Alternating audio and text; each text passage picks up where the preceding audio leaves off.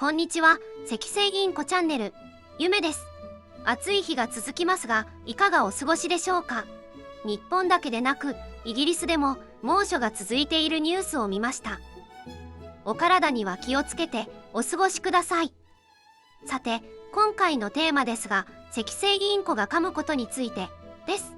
なぜこのテーマにしたかというと、この小さかった子が手に乗って噛んでくれたよとのお話を作ろうと思って、赤星インコが噛むことについて調べていたら、いろんな考察が出てきました。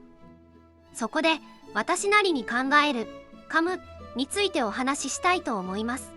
私は学者でも研究者でもありません。ただ赤星インコをたくさん飼っている飼い主の言葉だと聞いていただければ嬉しいです。まず手乗りにするメリットです。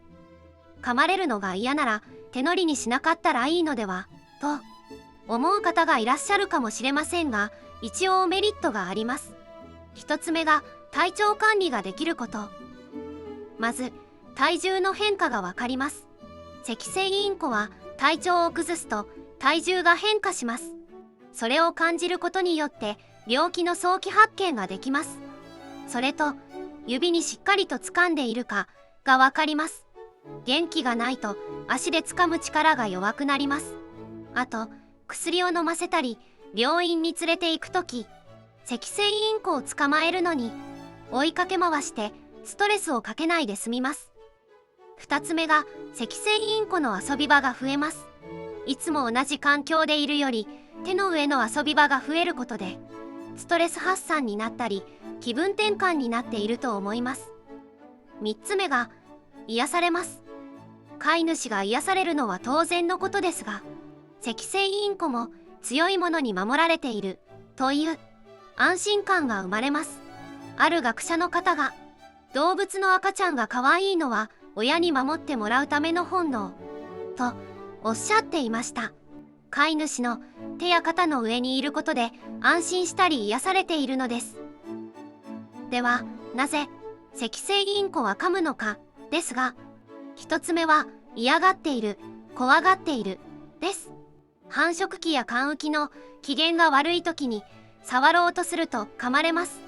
また無理やり捕まえようとしても噛まれます。この時はそっとしておいてあげてください。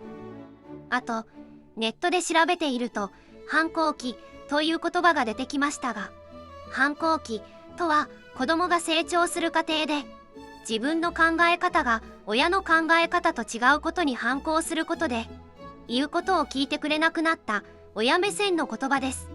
赤星インコは遊んでほしい、一人でいたい、機嫌が悪いとか、その時のいろんな感情を持っているので反抗期とはちょっと違うと思います。2つ目が遊んでいる本能です。赤星インコは噛むことが本能になっています。木などを噛むことによってくちばしを研いだりストレス発散、遊んだりしています。それが木から指や鼻に変わっただけです。噛む力が強い子や弱い子がいるので、強い子は痛くて困る、弱い子は甘噛みしてくれて可愛いとなるのです。3つ目が噛むと美味しいです。人間の皮膚についた汗の塩分を舐めたら美味しいと覚えることです。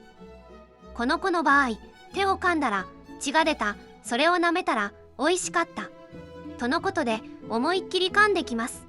この子は私のことを餌だと思っています。ここで絶対にやめてほしいことがあります。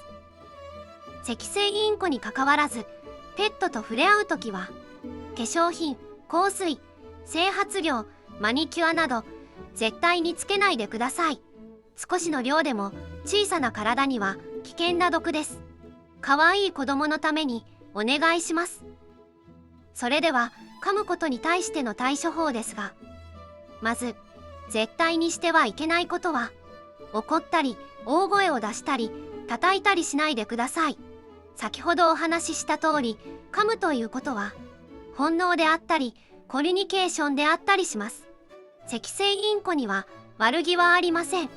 勝手に困っているのは飼い主の方です。そこで怒ってしまうと、セキセイインコは怖がってしまい、精神的に苦痛を与えてしまいます。怖い人間と一生暮らさないといけない。セキセイインコの気持ちを分かってあげてください。では、私がしている対処法ですが、一つ目は肌の露出をしないことです。セキセイインコが噛むことは仕方がないので、噛まれても大丈夫なように手袋や首にタオルを巻いています。二つ目が嫌がることです。噛まれたら嫌なことをされたという意思表示することです。私の場合はタオルケットを持って噛まれるとタオルケットをかぶりました。ただこの方法は効果があること変わらず噛みに来る子がいました。性格によるのかなと思います。以上で私が考える対処法になります。しつけで噛む強さを弱くすることはセキセイインコでは無理だと私は思っています。そのことを理解して一緒に暮らすことが大切だと思います。ただこれだけは言えると思います。手や肩に乗ってくるセキセイインコは飼い主さんのことを愛しています。その子たちを愛してあげてください。これでセキセイインコが噛むことについては以上です。ご意見ご感想があればコメントいただければ嬉しいです。また何かご要望がありましたらできるだけ答えていこうと思っています。情報系の動画をラジオ夢としてお送りしますので、ぜひご覧ください。それではご視聴ありがとうございました。夢でした。